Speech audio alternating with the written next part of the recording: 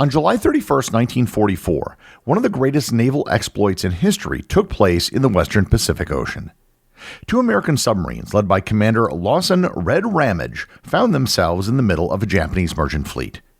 Over the course of 46 minutes, they managed to achieve something that had never been done by so few submarines in so short of time. Learn more about Ramage's Rampage and one of the most incredible exploits of the Second World War on this episode of Everything Everywhere Daily.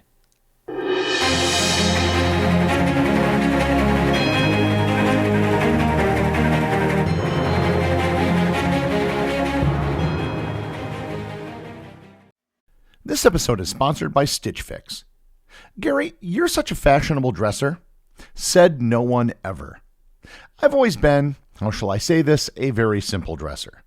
However, I do acknowledge the need for having some clothes that make you look your best.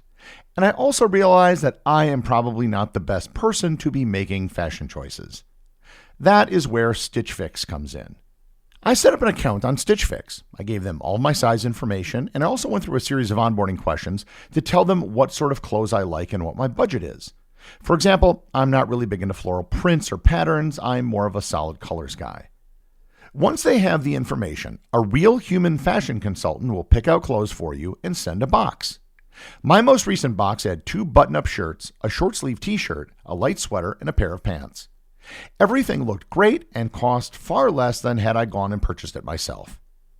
Make style easy. Get started today at stitchfix.com/everywhere. That's stitchfix.com/everywhere. This episode is sponsored by Mint Mobile. I don't know about you, but I like to know where my money is going. The problem is that big mobile companies like money too. After years of paying a ton for wireless services, I finally got fed up with crazy high wireless bills, bogus fees, and free perks that actually cost more money in the long run, and just switched to Mint Mobile. Mint Mobile is here to rescue you with premium wireless plans starting at just $15 a month. All plans come with high-speed data and unlimited talk and text delivered on the nation's largest 5G network. Use your own phone with any Mint Mobile plan and bring your phone number along with all of your existing contacts. Nothing has to change. Ditch overpriced wireless and get 3 months of premium wireless service from Mint Mobile for just $15 a month. If you like your money, Mint Mobile is for you. Shop plans at mintmobile.com/EED. That's mintmobile.com/EED. Upfront payment of $45 for 3 months, 5 GB plan required, equivalent to $15 a month. New customer offer for first 3 months only, then full price plan options available. Taxes and fees extra. See Mint Mobile for details.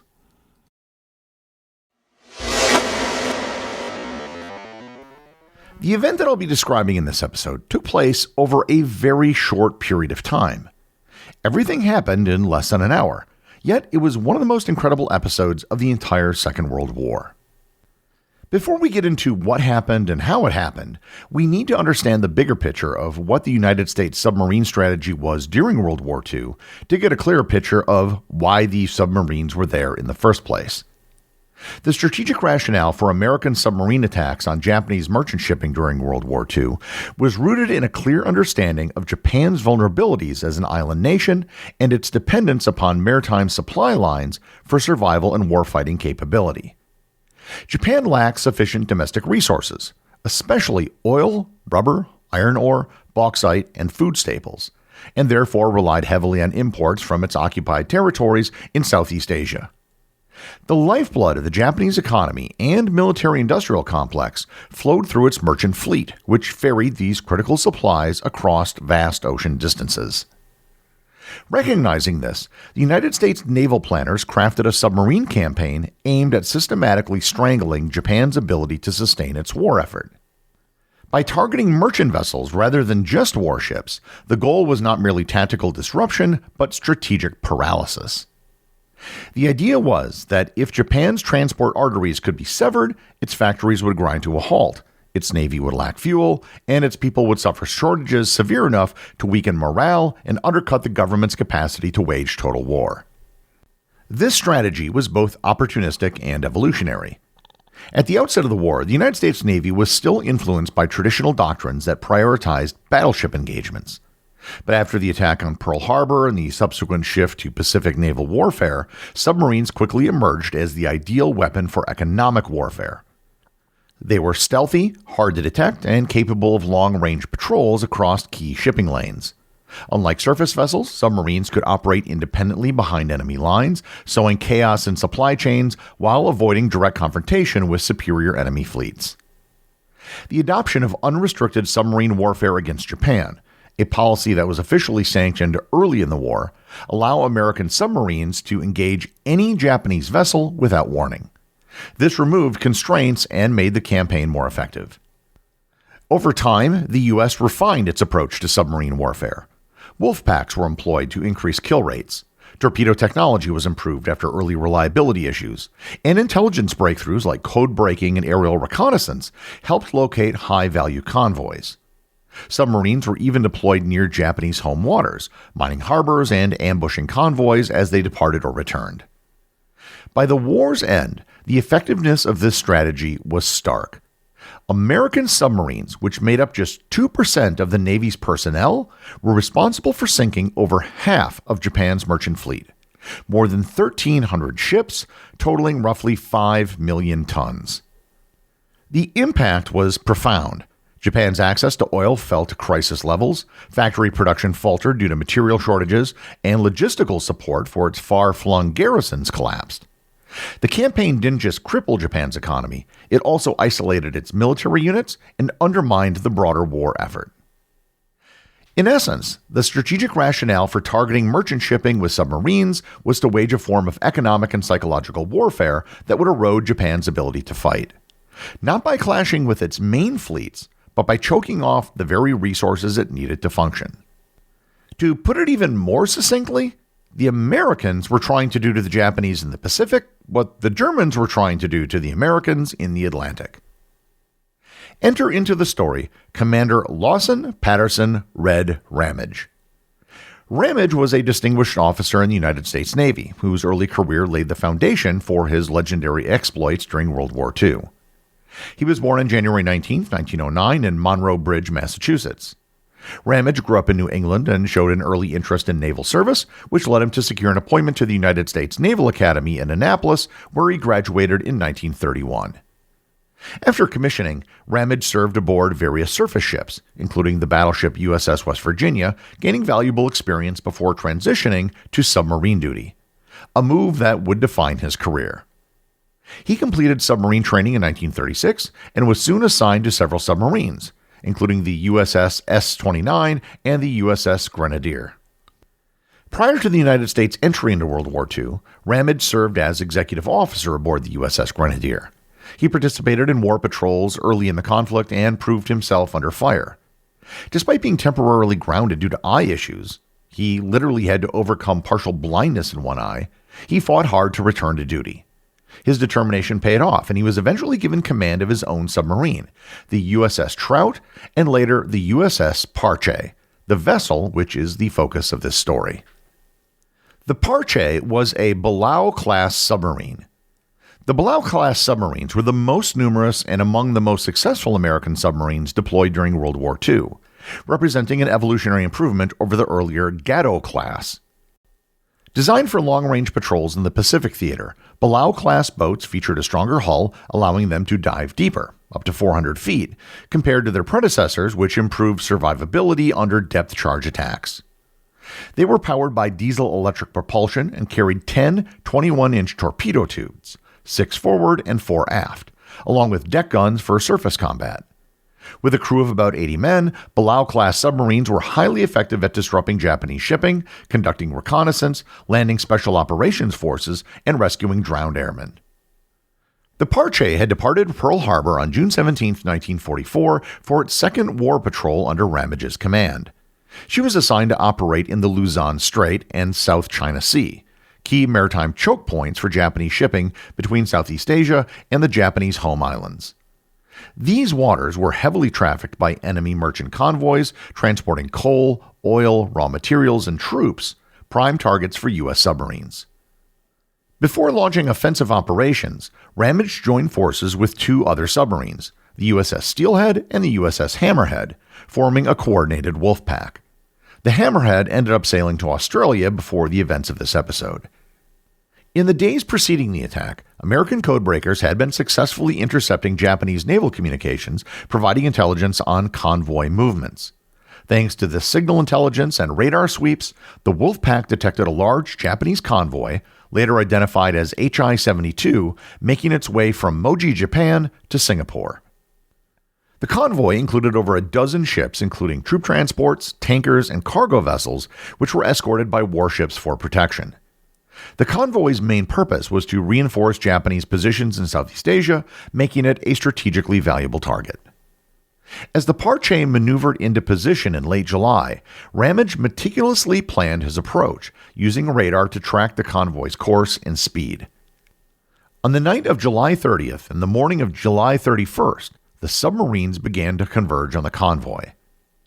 Ramage, taking a calculated risk, positioned the Parche to intercept the convoy in the early morning darkness, deciding to launch an aggressive surface attack, a very bold departure from the more conservative submerged tactics typically used by submarines at the time. A submarine underwater has the advantage of stealth, and it can't be easily hit by regular gunfire. However, they also can't see as well and aren't as maneuverable. In a display of cool-headed audacity, he remained on the open conning tower, that being the tower at the top of the submarine, completely exposed to enemy fire, directing the battle manually for 46 minutes, an exceptionally long time for a submarine to remain surface during combat. Around 3 a.m., the Parche plunged into the convoy at full speed. Using radar and visual sightings, Ramage skillfully threaded the submarine through the formation, dodging between moving ships in the dark while launching torpedo salvos at close range. He attacked with precision and aggression. Torpedoes slammed into multiple ships, with violent explosions lighting up the night and throwing plumes of water and fire into the sky. Among the ships sunk were the transport vessels Manko Maru and Hoi Maru. Other vessels were severely damaged, with confusion and panic spreading amongst the Japanese convoy. Some ships attempted evasive maneuvers, and one even attempted to ram the Parche, missing it by just a few yards. Despite the danger, Ramage held his position, shouting orders to his crew and adjusting course as he evaded counterfire and dodged collisions. Meanwhile, the crew below deck worked at breakneck speeds to reload torpedo tubes, while Ramage continued to issue commands from the bridge, his voice reportedly calm and composed despite all the chaos. At one point, the Parche crossed directly in front of a burning ship, using the flames of the ship as illumination to line up a point-blank torpedo shot. By the time Ramage finally ordered the submarine to withdraw from the melee, the Parche had launched 19 torpedoes and inflicted heavy damage. Despite being completely exposed and surrounded by enemy ships, the Parche emerged unscathed with no casualties and no damage. The attack lasted approximately 46 minutes, but it effectively decimated a major Japanese convoy and stunned naval observers with its boldness. The next day, Parche and Steelhead rejoined, and Ramage submitted a detailed action report that stunned his superiors. Between the Parche and the Steelhead, they sank 5 Japanese ships in less than an hour, and on them were thousands of troops that were headed to Singapore. For his leadership, bravery, and aggressive spirit in the face of overwhelming danger, Commander Lawson P. Ramage was awarded the Medal of Honor, while the Parche received the Presidential Unit Citation. The operation became legendary, an extraordinary example of fearless command and unconventional tactics that changed the course of undersea warfare. The aftermath of Ramage's Rampage had both immediate and long-term impacts, not only on the morale and legacy of the USS Parche and its crew, but also on the broader strategic outlook of American submarine warfare during World War II. The fact that the Parche had sunk or damaged several ships while operating in the midst of a heavily escorted convoy, while at the surface, and at night, without taking a single hit, showcased to the Navy the potential of aggressive risk-taking strategies when combined with skilled leadership and technical advantages like radar.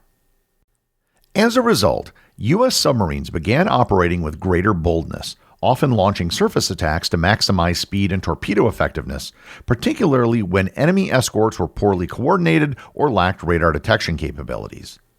This evolution in tactics significantly increased the destruction of Japanese shipping in the final year of the war. The cumulative effect of submarine attacks rendered Japanese shipping routes increasingly hazardous, strangling the flow of oil, raw materials, and reinforcements. Submarine warfare had become a central pillar of U.S. strategy in the Pacific, and a major part of that doctrine was developed by the audacious attack known as Ramage's Rampage. The executive producer of Everything Everywhere Daily is Charles Daniel. The associate producers are Austin Oakton and Cameron Kiefer. I want to thank everyone who supports the show over on Patreon. Your support helps make this podcast possible. I'd also like to thank all the members of the Everything Everywhere community who are active on the Facebook group and the Discord server. If you'd like to join in the discussion, there are links to both in the show notes. And as always, if you leave a review or send me a boostagram, you too can have it read on the show.